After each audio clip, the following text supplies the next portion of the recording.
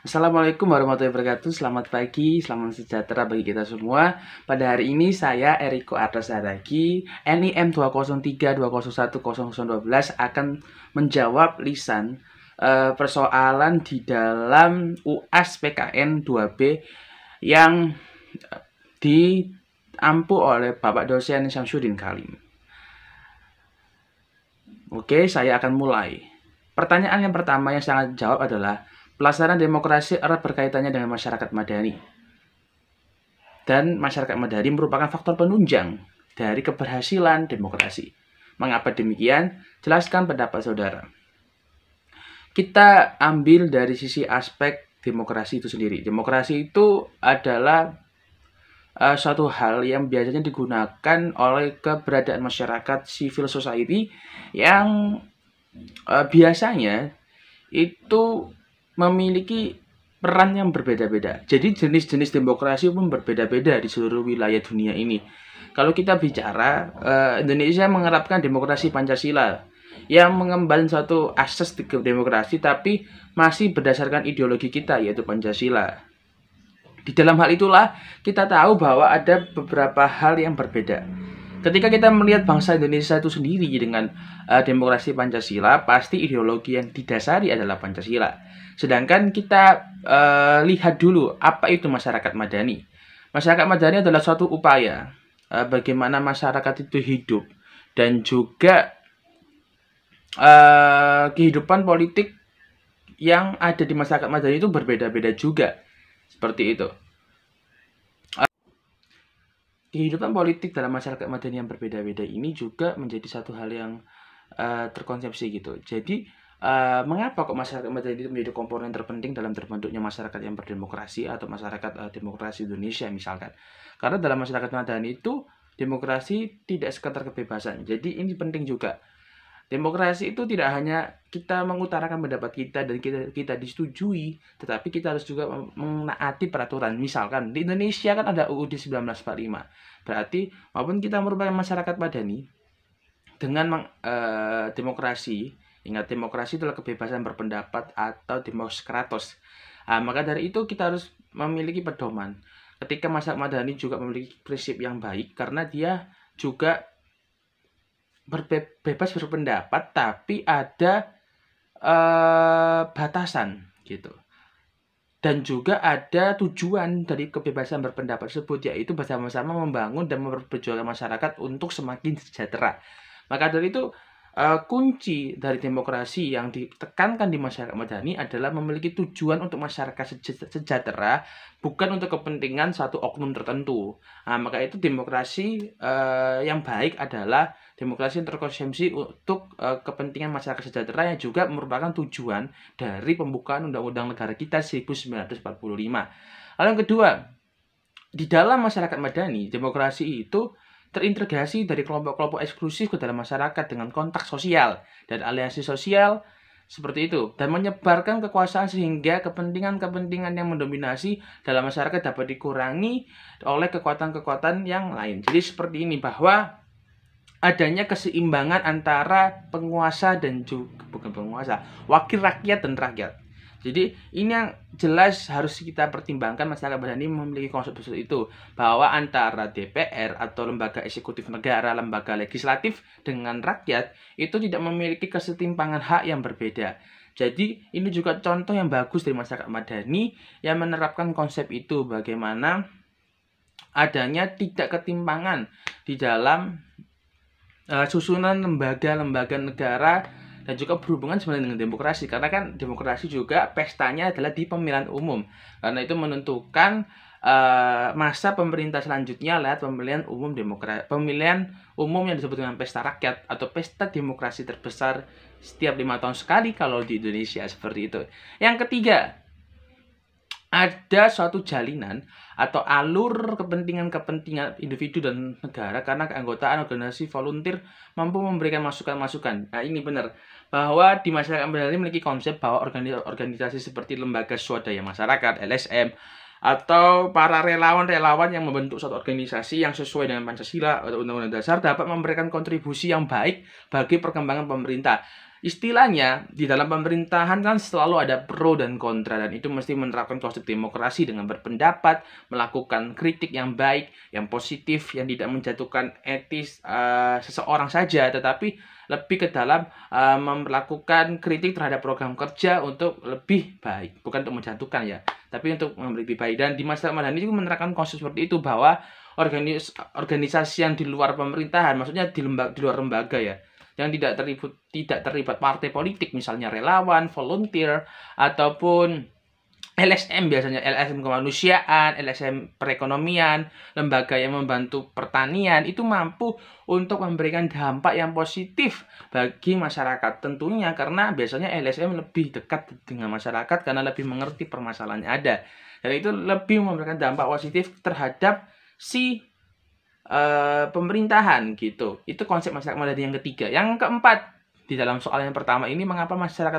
madani itu penting? Karena adanya kesetiaan dan kepercayaan di antar individu di dalam masyarakat tersebut. Jadi ini penting juga adanya kesetiaan dan juga di individu itu. Jadi antara satu individu dengan individu lain itu tidak ada saling menjatuhkan, tidak ada saling memperjelekkan satu dengan yang lain. Jadi kita boleh bebas berpendapat, kita boleh speak up tentang permasalahan yang ada, tapi kita memiliki etika dan kita harus memiliki menjaga satu dengan yang lain, karena yang paling penting dalam proses masyarakat madani dalam berdemokrasi adalah dia bebas berpendapat, tetapi dia memiliki batasan-batasan tertentu. Dan di Indonesia, batasan itu adalah Pancasila dan juga Undang-Undang Dasar 1945 dan undang-undang yang terkait dengan ITE. Mungkin karena kita berpendapat di internet, kita harus mengerti Undang-Undang ITE. Kita misalnya berpendapat tentang di jalanan kita membuat poster atau mural yang menjelekkan suatu oknum, juga kita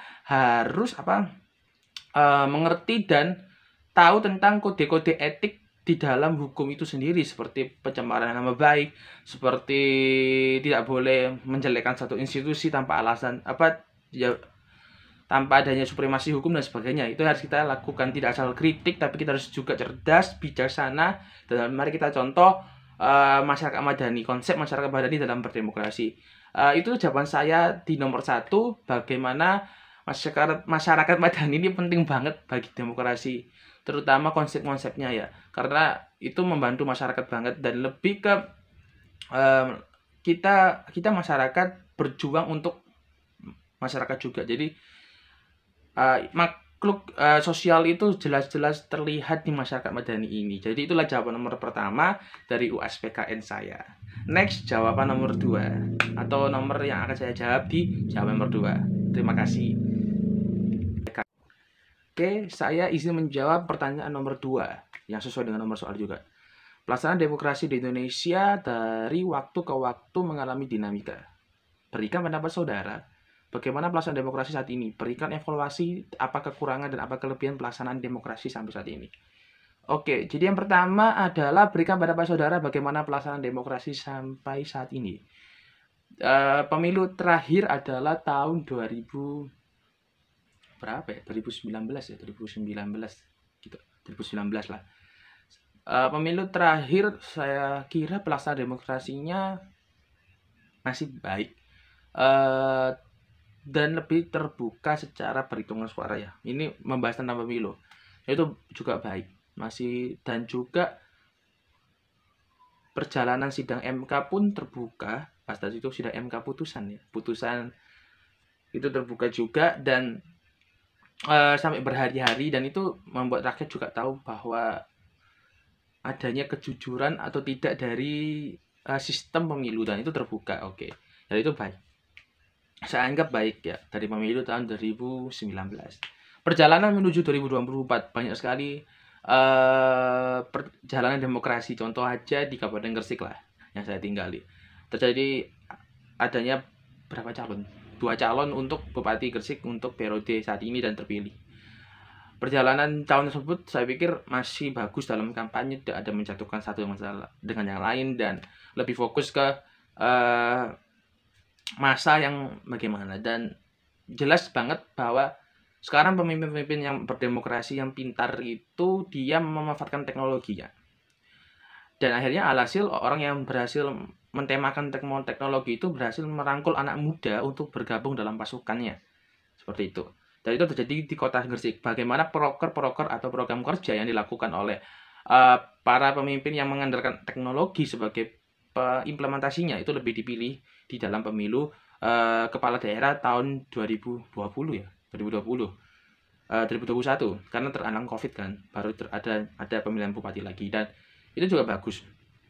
Hasilnya juga baik. Jadi pelaksanaan sementara ini dari yang saya rasakan kemarin di Pilpres hingga ke Kota Gresik ini cukup baik dalam pesta demokrasi, tidak ada unjuk rasa yang berlebihan, tidak ada saling satu fitnah dan yang lain.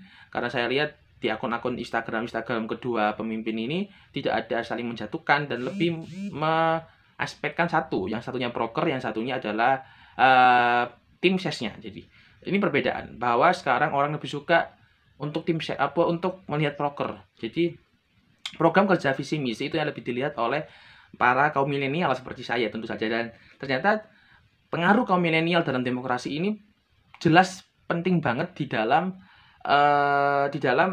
pelaksanaan demokrasi ini, dan itu terjadi di pemilihan demokrasi kepala daerah di kabupaten saya. Seperti itu, melihat adanya calon yang mengandalkan teknologi sebagai proker andalannya, jadi banyak kaum milenial yang mengatakan bahwa ini adalah satu potensi, dan yang awalnya netral, emang dari awal saya netral, akhirnya saya memilih calon tersebut karena sampai sekarang pun terbukti dia melaksanakan janjinya atau prokernya dengan teknologi yang berbasis aplikasi untuk memudahkan masyarakat yang milenial seperti itu. Dan juga pengaruh milenial kuat untuk juga merangkul orang-orang yang buta teknologi menjadi suka teknologi karena kemudahan akses dan tidak repot untuk datang ke tempat, dan tidak repot karena kan dalam Covid ini juga membuat orang berpikir untuk menghemat adanya jarak, ruang, dan juga waktu seperti itu. Itu bagus banget demokrasi yang sekarang. Demokrasi dalam sisi lain, kalau kita skala nasional, isu-isu politik banyak sekali, dan itu saya pikir wajar saja karena itu alur dinamika demokrasi, ada yang setuju, tidak setuju, ada kasus-kasus korupsi dan sebagainya, itu wajar banget, atau bukan berarti wajar, tapi itu sering terjadi kalau tidak ada tidak ada kesadaran dari wakil-wakil rakyat itu sendiri, seperti itu, bahkan diri kita sendiri. Jadi kita tidak boleh judgement juga bahwa itu sesuatu yang wajar yang sebenarnya tidak boleh dilakukan. Saya catat tidak boleh dilakukan tindak korupsi dan sebagainya, tapi itu seperti lama-lama familiar dengan demokrasi, padahal tidak. Dan itu saja saya pikir demokrasi yang saya rasakan sampai detik ini di kota saya Gresik dan di negara Indonesia Pilpres 2019. Lalu next, apakah kelebihan? Kelebihannya demokrasi sekarang bisa diakses melalui media internet, sosial, teknologi, dan itu menjadi dua sisi sebenarnya. Saya pikir itu kelebihan karena akses itu semakin luas, dan tidak hanya kota-kota itu saja yang tahu prokernya, tapi kota-kota lain juga. Itu juga penting karena kita kan hidupnya berintegrasi atau satu menyatu gitu.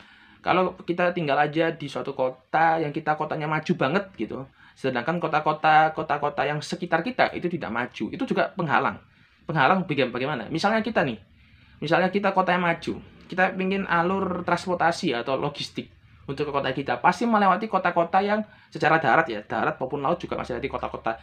Sedangkan kota-kota sekitar kita itu tidak maju secara teknologi, itu juga kendala gitu. Kendalanya apa? Akses menuju kota kita juga menjadi sempit dan menjadi lama, dan itu pasti biayanya juga makin mahal. Makanya penting banget untuk akses yang merata.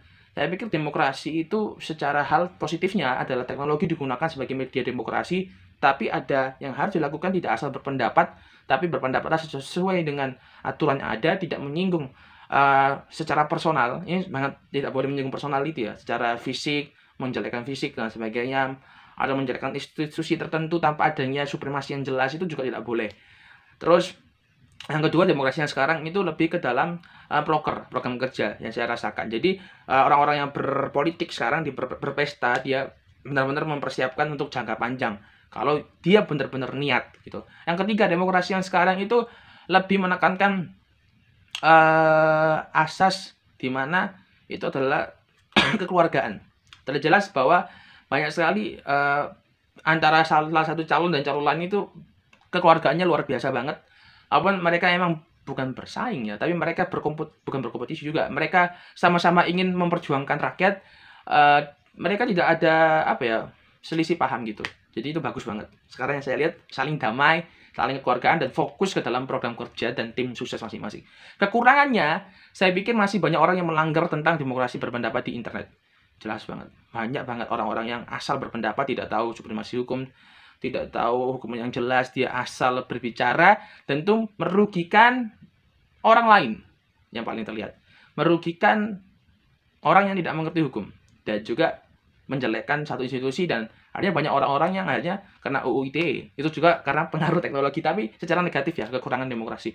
Yang kedua, masih banyak pejabat negara yang korupsi. Jelas itu permasalahan utama negeri kami di pemerintahan. Yang ketiga, masih adanya politik kekeluargaan. Ini sering banget politik seperti politik warisan keluarga. Jadi seperti itu sering banget, dan itu saya pikir kalau orangnya berkompeten nggak apa-apa gitu, kalau orangnya tidak berkompeten juga masalah. Jadi politik yang seperti turunan keluarga itu juga harus diperbaiki lah, pilihlah calon yang berkualitas gitu.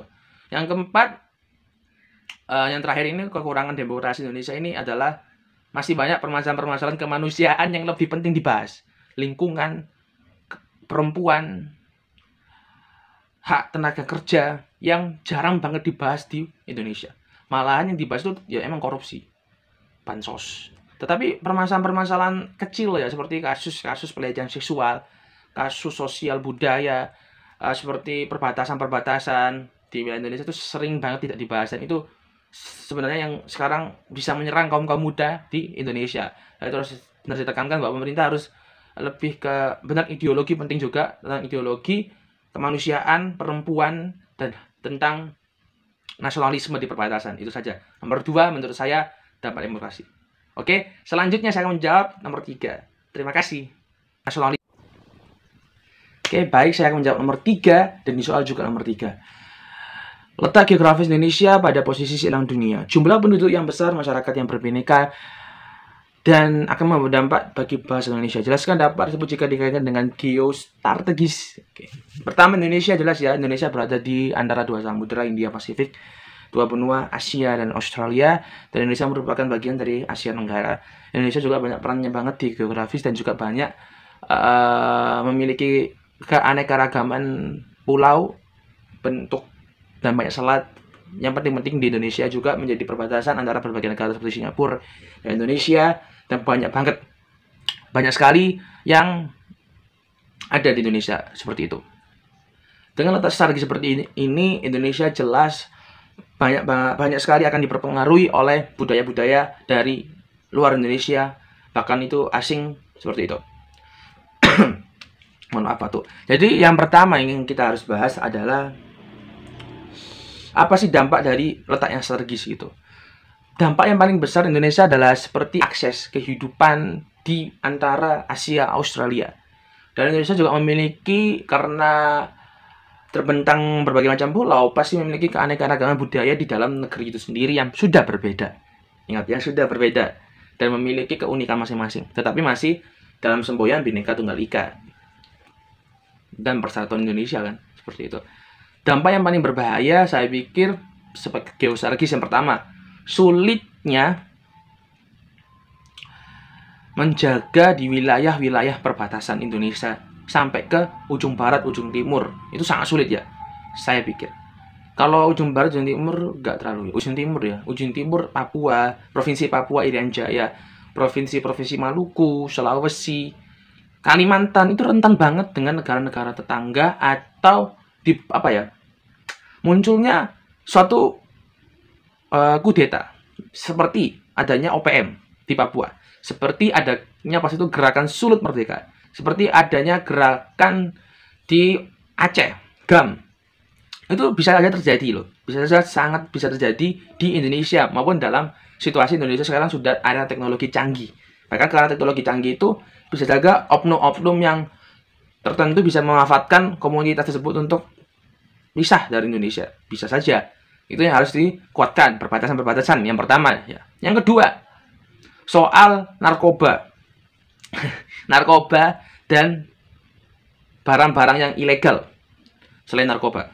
Walaupun yang paling berbahaya narkoba, tapi tetap saja barang-barang lain yang bisa senjata, weapon, itu sudah berbahaya. Jadi harus ditekankan Indonesia adalah batas perdagangan.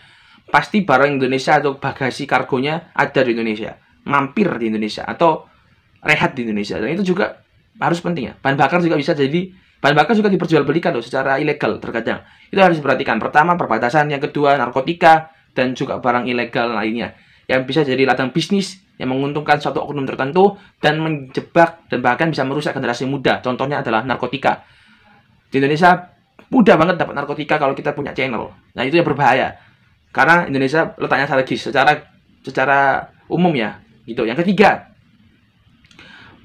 masih ada kemungkinan sengketa-sengketa dengan wilayah negara tetangga, secara sengketa darat, sengketa laut, dan juga sengketa wilayah darat laut. Ini jelas banget akan banyak bersengketa. Bahkan itu di negara ASEAN, Cina, berarti Laut Cina Selatan, Filipina, bisa saja sengketa. Dan bisa saja menimbulkan perang militer. Jadi diharapkan untuk antisipasi perdamaian dunia di dalam sengketa-sengketa wilayah negara. Biasanya paling permasalahan itu laut sekarang. Wilayah laut tuh harus dijaga benar-benar oleh geostrategi Indonesia. Oke, yang keempat, budaya. Ini yang paling mudah terasa. Maupun kita pikir budaya itu datangnya dari internet. Tetapi secara wisatawan atau para luar negeri yang datang ke Indonesia, yang ada yang bekerja, ada yang cuma rehat sebentar berwisata, itu juga jadi pengaruh penting. Contoh wisatawan asing. Secara berpakaian jelas berbeda dengan kita yang memiliki budaya yang sopan, santun, tertutup ya kebanyakan. Itu yang positif dari vibes-nya Indonesia. Sekarang kita lihat asing, banyak orang Indonesia yang pengen seperti orang asing, seperti itu. Ya sebenarnya tidak sesuai dengan kebudayaan kita. Budaya asing yang merusak budaya kita itu banyak banget, banyak sekali. Seperti ya itu bukan ya, budaya asing itu seperti budaya berpakaian, budaya style model-model yang tidak baik sebenarnya untuk anak-anak sekolah terutama. Terus budaya homoseksual ini juga penting banget kan, dari luar negeri juga banyak budaya-budaya konten kekerasan seksual. Itu juga harus harus diperhatikan oleh pemerintah ya, untuk generasi muda, bahwa kita harus mencintai budaya Indonesia itu sendiri, mencintai lagu daerah, mencintai produk seperti batik ya. Seperti batik ini juga harus kita cintai sebagai produk di mana kita berpakaian. Sekarang model-model batik itu sudah dimodifikasi menjadi stylish anak muda. Itu penting banget untuk melawan budaya-budaya asing yang mulai merusak stylish anak muda. Pokoknya tidak melanggar kodrat dan norma yang ada di masyarakat tertentu gitu. Masyarakat sekitar kita. Maka dari itu yang saya tekankan dalam geostrategi itu banyak banget. Dari 4 tadi. Yang kelima adalah penekanan budaya karakter bangsa. Ini penting banget untuk geostrategi. Maupun istilah geo adalah tentang wilayah. Tapi sebenarnya orang Indonesia itu tahu gitu loh, jumlah provinsi Indonesia itu berapa. Gitu. Karakter bangsanya itu ada. Terus Indonesia itu tahu, sehingga ada yang tahu lah Sumatera itu di mana, Kalimantan di mana. Itu penting. Apa itu? Kenapa sih penting? Itu penting karena kita tinggal di Indonesia, hanya tinggal di wilayah rumah kita saja. Itu penting untuk edukasi bener. Edukasi ini penting banget di dalam geostrategi. Agar kita tidak dapat diadu domba, kita tidak dapat dipecah belah karena informasi media yang tidak dapat dikontrol kebenarannya. Seperti itu. Itu sekian, terima kasih geostrategi jawaban nomor 3. Selanjutnya akan next jawaban nomor 4 dari saya. Terima kasih. Saya akan menjawab nomor 4 dan di soal PDF itu juga nomor 4. Bisa menjawab, Pak, di nomor 4 itu soalnya adalah, saya akan bacakan, dalam masa pandemi seperti sekarang ini diperlukan kerjasama seluruh elemen bangsa dalam menghadapinya. Jika dikaitkan dengan konsep ketahanan nasional, berikan contoh upaya yang harus dilakukan pemerintah bersama masyarakat dalam mencegah penyebaran COVID-19. Oke, saya akan menjawab. Yang pertama di daerah Gresik ya, tempat saya, itu telah dilakukan vaksin secara massal maupun terintegrasi oleh aplikasi yang namanya itu Gresik-pedia, yang saya katakan tadi program kerja yang bagus banget dari pemerintah Gresik sekarang untuk mendaftar vaksin secara online. Dan sistemnya tidak berkerumun dan di rumah masing-masing. Itu penting banget dan bagus. COVID-19 ini benar-benar banyak sekali varian-varian baru yang cukup meresahkan masyarakat. Dan yang paling penting sekarang di kota Gresik saya ada nomor 1 posko pengaduan layanan COVID yang berisi tentang edukasi masyarakat yang terletak di seluruh wilayah kelurahan-kelurahan di Kota Gresik. Itu dimanfaatkan oleh masyarakat desa terutama yang kurang adanya edukasi dan kurang bisa menggunakan teknologi. Itu sudah ada posko-posko dan itu bagus untuk di wilayah Gresik. Yang kedua, di wilayah Gresik ada aplikasi Gresikpedia yang memuat jumlah COVID berapa yang positif, negatif, dan juga ada namanya Instagram Info Gresik yang dapat dipercaya secara berita aktual dan juga valid. Itu bagus banget untuk menangani COVID. Edukasi tentang COVID. Yang ketiga, proses vaksinasi yang jelas, transparan, yang terlihat di Kota Gresik ini juga bagus banget. Jadi sistem informasinya itu jelas ada dan biasanya itu bisa dicek di Gresikpedia ataupun di Instagram Info Gresik. Yang keempat, peran pemerintah sudah luar biasa di kota saya, di Kabupaten Gresik, bahkan sudah gerak cepat daripada kota-kota lainnya di Jawa Timur. Saya pikir ini bagus sekali mengedukasi rakyat sampai tadi ada juga kerjasama dengan beberapa universitas, seperti ada kerjasama dengan IKA Unair untuk mengadakan vaksin di wilayah-wilayah yang lebih ke wilayah wisata, karena di sana pasti penting karena wisata pun masih dibuka tetapi dengan batasan-batasan tertentu seperti itu. Yang kelima, pemerintah dalam ketahanan nasional secara COVID ya yang perlu diperbaiki secara skala nasional nih dan skala kota Gresik, bahwa rumah sakit dan juga kamar, tenaga nakes, fasilitas kesehatan masih kurang atau masih belum mencukupi standar dari banyaknya pasien COVID yang terkena maupun angka kesembuhannya tinggi begitu. Tapi juga tidak memungkinkan kalau kita tidak memperbaiki fasilitas kesehatan, tidak memperbanyak tenaga nakes atau tenaga keahlian kesehatan, juga berbahaya. Dan juga banyak juga tenaga nakes yang tidak ingin ikut dalam merelawan COVID seperti itu. Banyak. Tapi kebanyakan sudah rela untuk ikut relawan COVID. Seperti di Gresik juga ada dibuka relawan untuk pemandian jenazah COVID-19, juga banyak yang mendaftar dan itu hasil yang baik juga dari pemerintah. Di negara Indonesia ini jelas, makanya dari itu kalau kita pikir sampai sekarang ya, saya rekam video ini hari Minggu. Sementara dari minggu kemarin saya mencari beberapa referensi dan juga data-data yang ada seperti itu. Dan di hari Minggu ini saya dapatkan informasi yang PPKM kan diperpanjang ya. Dan lebih jauh itu diperpanjang di wilayah luar Jawa, Bali gitu. Itu kenapa? Karena fasilitas kesehatan, edukasi masyarakat di luar Jawa, Bali itu masih sedikit lebih rendah daripada Pulau Jawa itu sendiri. Kebanyakan masyarakat di sana masih belum mengerti tentang kesehatan secara COVID ya, protokol kesehatan gitu. Yang penting seperti itu. Makanya dari sana masih lebih tinggi kasusnya dan sulit untuk ditangani. Karena juga pemerintah sana belum melakukan lockdown seperti di Kota Pati, kota-kota Jawa Tengah yang lebih dulu melakukan PPKM di wilayahnya sendiri. Itu juga penting. Seperti Kota Tuban juga sampai malam hari itu dimatikan loh lampu jalannya. Nah, itu juga teknik-teknik yang digunakan untuk mengantisipasi adanya mobilitas yang tidak penting. Seperti bermain-main di malam hari, seperti di warung kopi, yang maksudnya tidak ada apa-apa, tapi masih nyangkruk aja. Itu juga tidak penting juga di masalah COVID ini ya. Tidak urgent gitu. Terus, pemerintah tuh harus melakukan edukasi yang penting. Dan saya pikir pemerintah sudah bagus banget melakukan edukasi, terutama di akun YouTube Kementerian Kesehatan Republik Indonesia. Itu kadang up to date banget dan lebih mudah dicerna karena penjelasannya secara simple, sederhana, dan berbentuk video animasi yang bagus. Itu lebih mengena ke anak-anak dan remaja, saya pikir ya gitu. Dan itu bagus banget.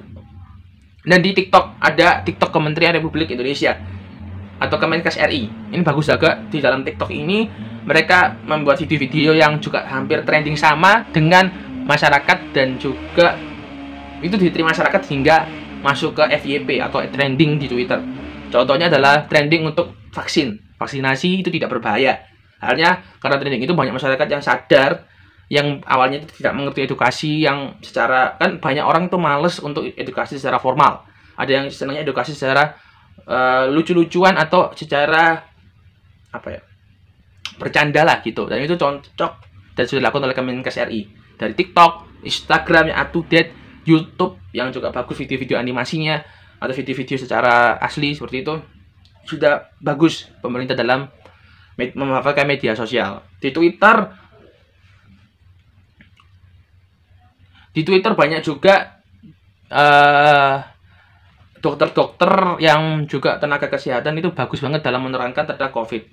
Itu juga bagus juga untuk mengedukasi rakyat di Twitter, di aplikasi Twitter yang saya ketahui. Pemerintah juga di Twitter aktif mengadakan seperti challenge poster tentang COVID. Terus ada lomba-lomba seperti lomba-lomba protokol kesehatan seperti itu juga bagus banget untuk mengedukasi rakyat, dan juga rakyat menjadi semangat karena ada kompetisi, ada apa ya, tempat untuk menuangkan kreativitas, kebosanan di masa pandemi gitu. Dan ada juga hadiahnya. Itu juga terutama di usia remaja, usia produktif itu terbantu dengan adanya lomba-lomba seperti itu. Dan juga rasanya tuh Kemenkes RI itu sudah dekat dengan kita lewat Twitter, TikTok, bahkan Instagram, bahkan YouTube. Secara teknologi, secara aslinya benar masih kurangnya tenaga kesehatan dan fasilitas kesehatan, terutama di luar Pulau Jawa, di pedalaman, di Kalimantan, di Papua, di Sulawesi, itu harus diperbaiki oleh pemerintah Indonesia kalau ingin COVID cepat selesai secara penanganan ya, secara efisiennya penanganan seperti itu. Dan vaksin harus merata, tidak boleh adanya penimbunan vaksin, penimbunan masker, penimbunan obat-obatan, vitamin C yang sering kali terjadi di Indonesia, dimanfaatkan satu oknum. Itu saja sih nomor 4 yang saya dapat jawab. Karena yang saya lihat di Kabupaten Gresik saya sudah berlangsung baik, pemerintah sudah bekerja baik juga, transparansi juga, dan paling yang perlu dibenahi adalah tentang ketika melakukan vaksin itu mohon untuk tidak berkerumun. Memang jumlahnya besar ya, 1.000 orang yang datang ke lokasi vaksin. Tapi saya pikir mohon ada suatu cara yang bisa dipikirkan bersama-sama oleh orang-orang yang lebih berwenang di sana untuk tidak sampai berkerumun, dan hingga nanti bisa saja menjadi klaster baru. Klaster lokasi COVID, lokasi vaksin juga. Makanya biasanya tuh yang mengantri, yang banyak kerumunan di luar lokasi vaksin untuk mengantri, itu juga harus dibuat. Apakah cara antrian, apakah ada oknum-oknum yang membantu mengedukasi, itu juga penting. Oke, sekian dari jawaban saya, Bapak Ibu atau teman-teman di nomor 4. Terima kasih.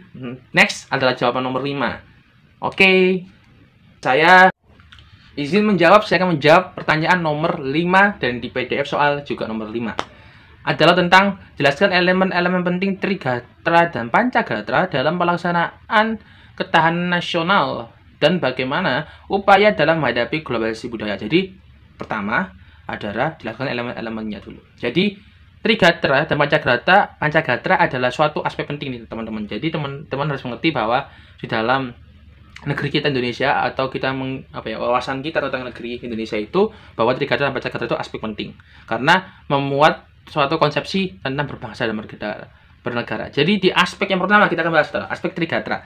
Trigatra itu terdiri dari 3 hal, yaitu aspek geografi, terus tentang kekayaan alam, dan tentang demografi atau kependudukan. Jadi ini aspek yang jelas ada di pemerintahan dan kita rasakan di Indonesia.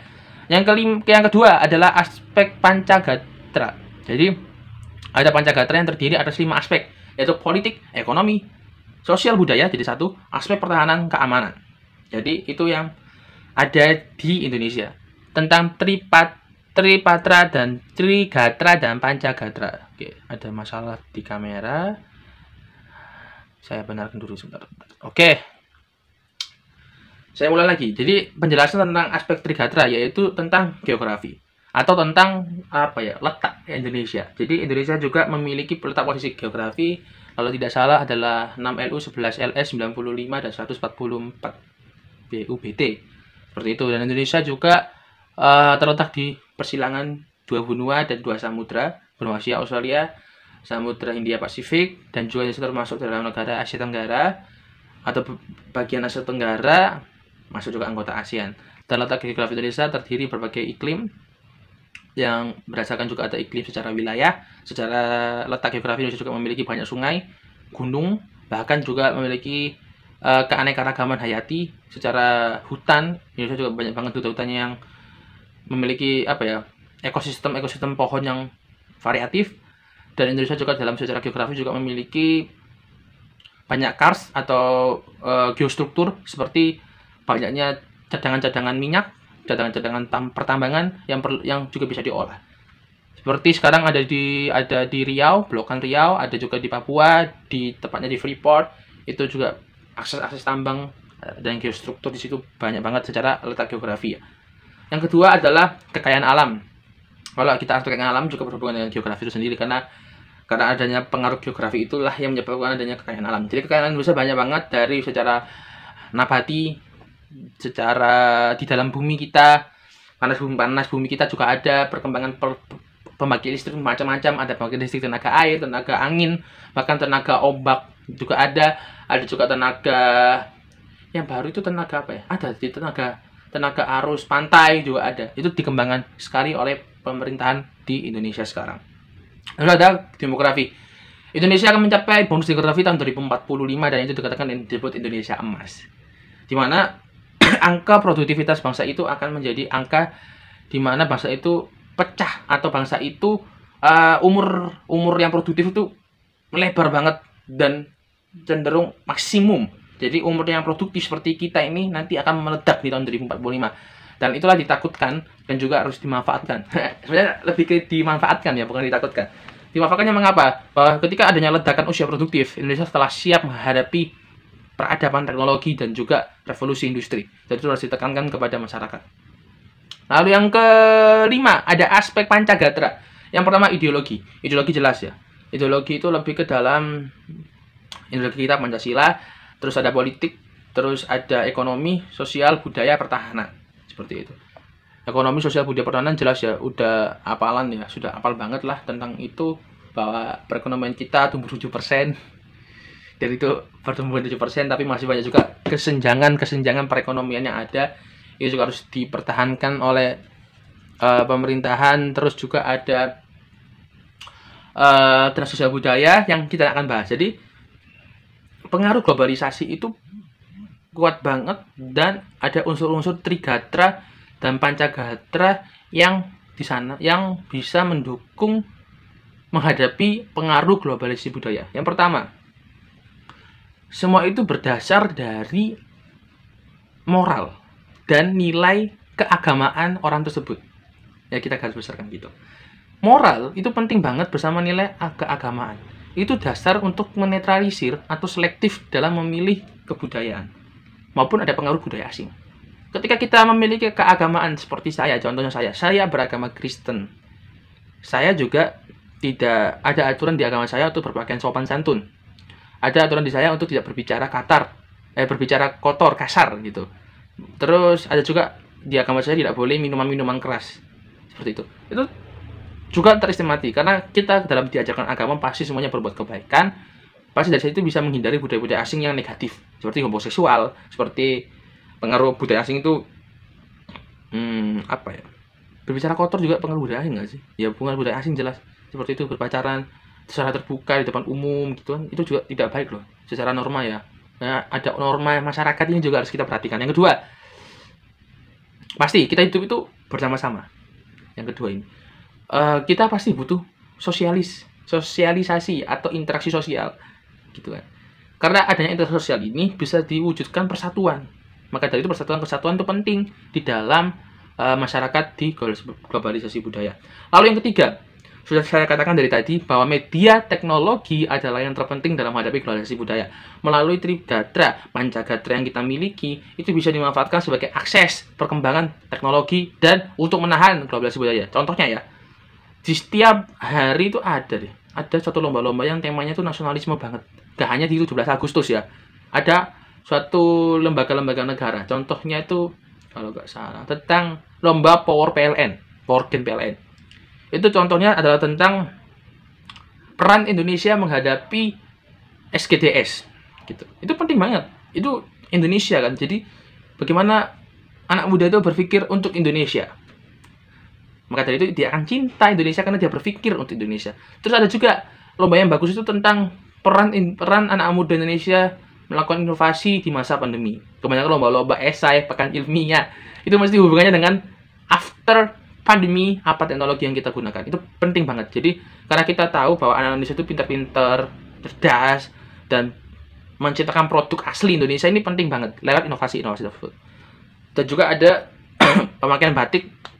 Ini penting banget. Banyak universitas yang juga sudah harus pakai batik dari tertentu. Contohnya di SMA saya, di SMP saya itu ada wajib batik, dan itu batik yang buatan dari sekolah sendiri. Biasanya dibuat oleh guru seni. Dan itu batik yang khas Gresik banget, atau khas wilayah kita, atau wilayah kecamatan Manyar misalnya. Saya kan sekolahnya di Manyar Gresik, jadi disebut dengan batik Manyar. Itu kayak ada rasa bangga gitu, ada kelihatan nasionalismenya dengan kita memakai batik seperti itu. Itulah namanya contoh-contoh bagaimana bisa menghadapi globalisasi budaya, dan juga istilahnya ketika kita berpikir untuk bangsa, kita akan mencintai bangsa itu gitu.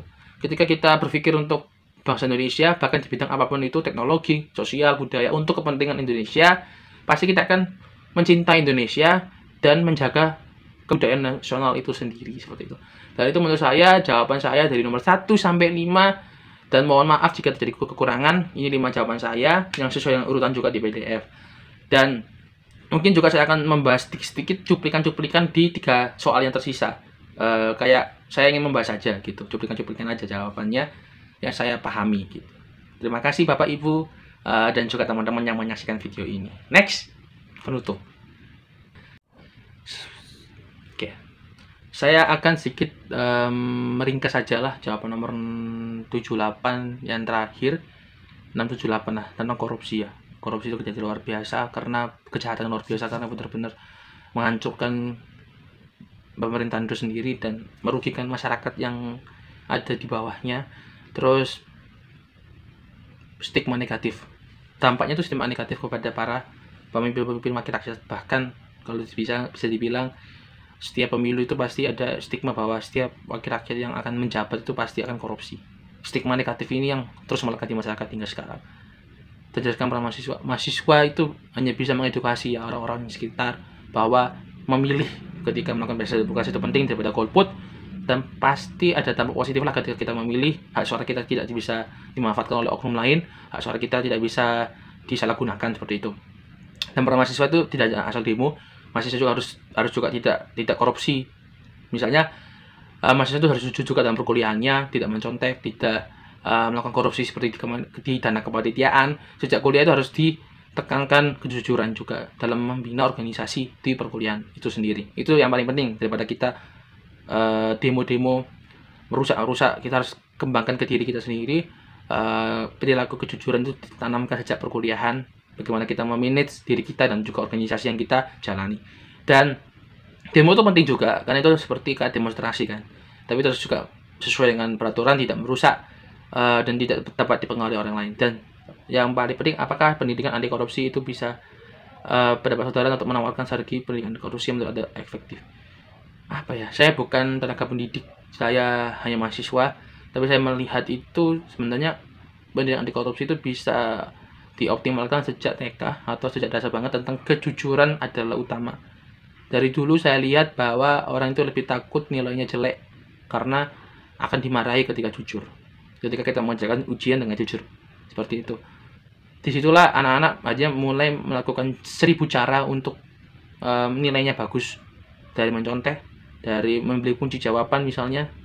Maka dari itu saya pikir perilaku kejujuran nomor 1 daripada nilai itu penting di dalam penanaman moral pendidikan sejak awal. Terus makna pluralisme, multikulturalisme, dan bagaimana Pancasila. Jadi Pancasila penting sangat untuk menjaga persatuan dan kesatuan bangsa, dan itulah yang harus ditekankan sejak dini bagi masyarakat Indonesia. Sekian dari saya, ada kesalahan lagi, mohon maaf jika ada kesalahan, dan ini jawaban doa saya. Nomor 1 sampai 5 dan 678 saya ingin menjawab secara ringkas saja, karena sudah memenuhi syarat 5 soal yang dijawab. Terima kasih.